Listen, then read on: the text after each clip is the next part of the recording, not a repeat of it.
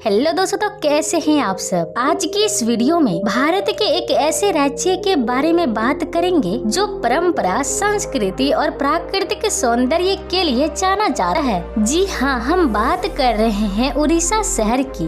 उड़ीसा भारत के पूर्वी तट पर स्थित एक सुंदर राज्य है जिसकी राजधानी है भुवनेश्वर। यह राज्य बंगाल की खाड़ी से सटा हुआ प्राकृतिक सौंदर्य से भरपूर है। यहाँ की धरतियाँ न सिर्फ हरियालियों से भरी है बल्कि सांस्कृतिक रूप से भी बेहद समृद्ध है। इस उड़ीसा की कुल क्षेत्रफल 1,55,707 वर्ग किलोमीटर की क्षेत्रफल में फैला हुआ है, जिसके उत्तर में झारखंड, पश्चिम में छत्तीसगढ़, दक्षिण में आंध्र प्रदेश और पूर्व में बंगाल की खाड़ी मौजूद है। इस राज्य की टोटल जनसंख्या लगभग 4,19,74,218 है। यहाँ की ज्यादातर आबादी यानी 83% जनसंख्या गाँव में ही रहती है, बाकी 17% शहरी जनसंख्या वाले है। कुल लिंगानुपात के अनुसार प्रति 1000 पुरुषों पर 979 महिलाएं शामिल मिलेंगे। उड़ीसा के त्योहारों की बात करें तो वह है पुरी की रथ यात्रा, जिसमें हर साल लाखों श्रद्धालु भगवान जगन्नाथ,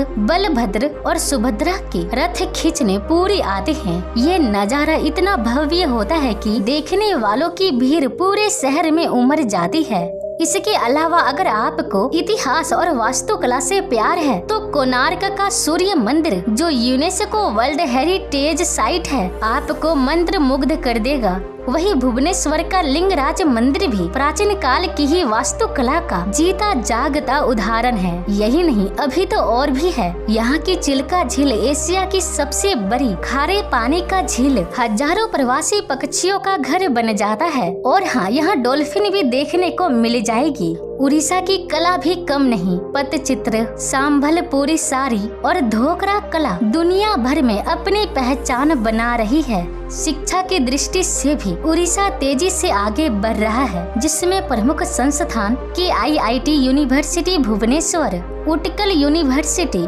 NIT राउरकेला और जेवियर यूनिवर्सिटी जैसे कई शैक्षिक संस्थान प्रसिद्ध है। और इसी वजह से यहाँ की साक्षरता दर लगभग 73% से भी ज्यादा है। और दोस्तों, अगर आप पशु पक्षियों के प्रेमी हैं, तो आप जैसे प्रकृति प्रेमियों के लिए यहाँ सिमिलीपाल नेशनल पार्क बनाए गए हैं, जहाँ आप बाघ, हाथी और अन्य जीवों को प्राकृतिक आवास में देख सकते हैं। यहाँ की अर्थव्यवस्था के बारे में बात करें तो कृषि से धान, मक्का, गन्ना और मूंगफली उगाई जाती है। खनिज में बॉक्साइट, क्रोमाइट, कोयला और लोहा उत्पादक है। उद्योग में इस्पात, टाटा GSPL, एल्यूमिनियम, हथकरघा और हस्तशिल्प जैसे शामिल मिलेंगे। और दोस्तों, पर्यटन स्थल भी राज्य की आय का एक बड़ा स्रोत बन जाता है, जिसमें सभी आर्थिक गतिविधियों को मिलाकर 2011 के अनुसार इसकी टोटल GDP 9.26 लाख करोड़ रुपए है।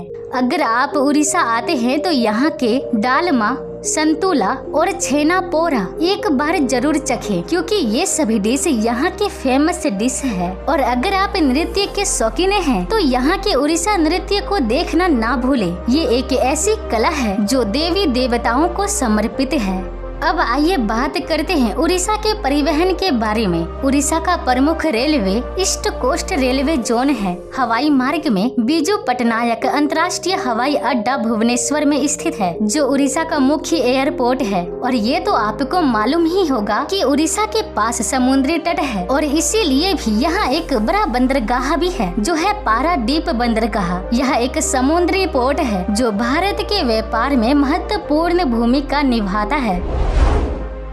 तो दोस्तों, उड़ीसा सिर्फ एक राज्य नहीं, ये एक अनुभव है। अगर आप भारत की आत्मा को महसूस करना चाहते हैं तो एक बार उड़ीसा जरूर आइए। और हाँ, अगर आप हमारे चैनल पे नए हैं तो आप हमारे चैनल को सब्सक्राइब कीजिए, ऐसी वीडियो सबसे पहले आप तक पहुँचे। दोस्तों, और एक खास बात, अगर आप ट्रेवल करने के लिए एक हाई क्वालिटी बैग की तलाश में हैं, तो आप नीचे दिए गए लिंक पर ट्रॉली बैग को चेक आउट कर सकते हैं।